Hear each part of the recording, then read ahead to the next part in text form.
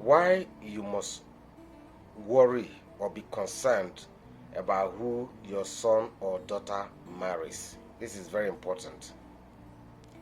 You know, some parents have done a very good job, especially you now listening to me. If you're a parent and you've done a very good job, or you are doing a very good job in raising emotionally, spiritually, and intellectually sound children, you can't afford to make such efforts, and in the end, you allow them end up with just anybody. You know, as young couple people, sometimes they fall in love with anyone, and to them, it is that butterfly in their stomach. That's all they are concerned about. I love him and I love her. But the truth is that they themselves don't see certain dangers that you, as an older person, will see. As far as they are concerned, love is all that matters. But as parents, you know that that is not true. So, if you have done well in raising children with high emotional intelligence, children that have empathy, children that are spiritually strong, children that are kind, you can't afford to allow them go and end up with the direct opposite of what you have raised. Because the truth is that no matter how wonderful, how good a person is, if you end up with a terrible person, a horrible person in marriage, it will mess up all your upbringing. The frustration will eventually lead you or lead such child into behaving, because bad influence is so terrible and can be very overwhelming. I remember a young lady that was telling me how from the family she's coming from, they don't keep malice. They get along so well. It's a very close-knit family that she and her siblings get along so well. Even if they quarrel, they settle so promptly, so quickly. But she ended up with a man who can keep malice for a year plus. Any little thing, the man has started keeping malice. The man can give silent treatment for a whole year without bothering. She was always the one crying, begging from time to time. Any little disagreement, the man will stop talking to her.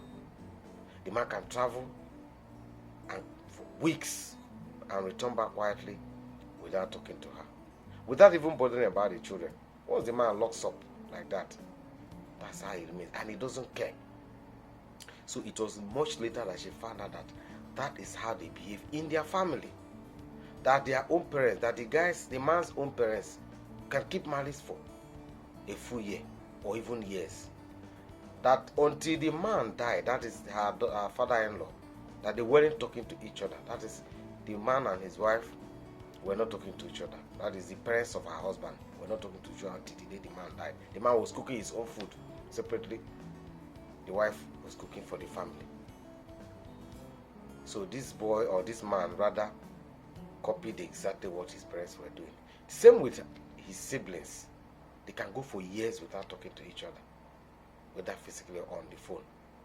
The only time they talk to each other was when their parents were still alive. That if there is anything they want to do for their parents, that's the only time they talk to each other. And after that, everybody goes silent again. They will always fight each other.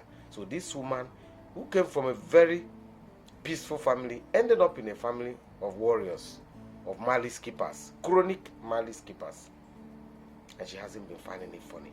So to the point that when she got tired after years, about 5 to 7 years of marriage, of experience, she decided to learn it.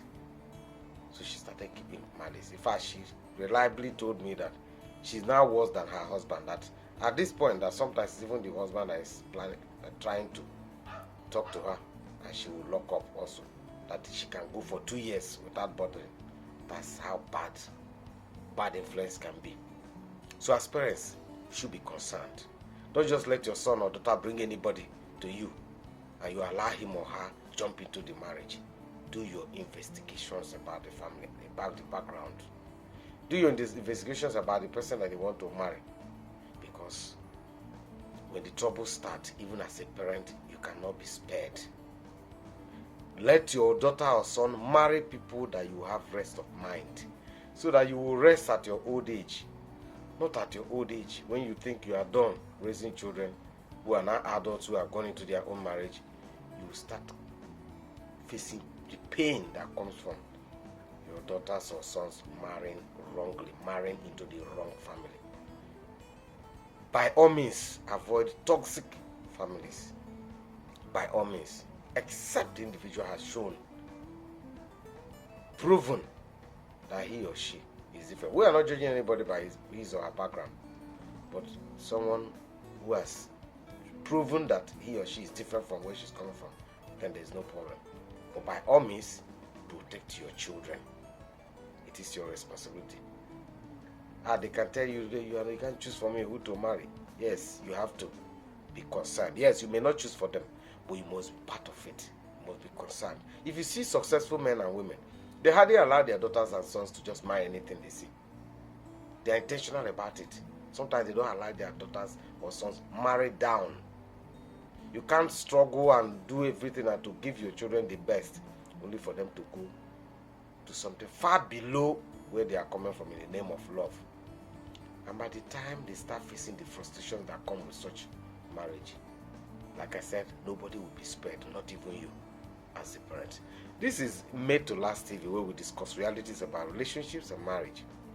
If the message has appealed to you, kindly like, share, and subscribe to this channel.